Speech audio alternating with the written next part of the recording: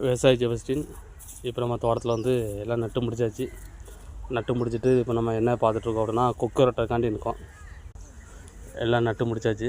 நட்டு முடிச்சுட்டு இப்போ இந்த ஒரு 2-3 நாளைக்கு கொக்கு ரொட்டணும். இல்லாட்டாக்கி கொக்கு வந்து இந்த புழு திங்கணுங்கிறதுக்காண்டி நம்ம இந்த நட்டதெல்லாம் மிதித்து உள்ள சவுதியில் வச்சிரும். அப்புறம் தழுக்கு ரொம்ப கஷ்டப்படும். அதனால் இப்போ கொக்கு ரொட்டைக்காண்டி இருக்கோம். அது இல்லாமல் இப்போ நட்டு முடித்த உடனே இப்போ என்ன பண்ணுறோம் அப்படின்னா தண்ணியை நம்ம வடி வச்சுருக்கோம். சரிங்க, ஆல்ரெடி நம்மளுக்கு காலைல மழை பெஞ்சுன்னு நான் ஒரு வீடியோ போட்டிருந்தேன். இது மழையும் பெஞ்சிட்ருக்கு. அதனால் தண்ணியை நம்ம வடி வச்சிட்டோம். தண்ணி வடி வச்சுக்காமல் நம்ம இது பண்ணோம் அப்படின்னா இந்த வெயிலுக்கு வந்து ஒரு மாதிரி நுரையாக நுரைச்சிக்கிட்டு ஒரு மாதிரி வரும். தழுக்கு ரொம்ப கஷ்டப்படும். அதனால் நம்ம வந்து எல்லாமே வடி வச்சிட்ருக்கோம்.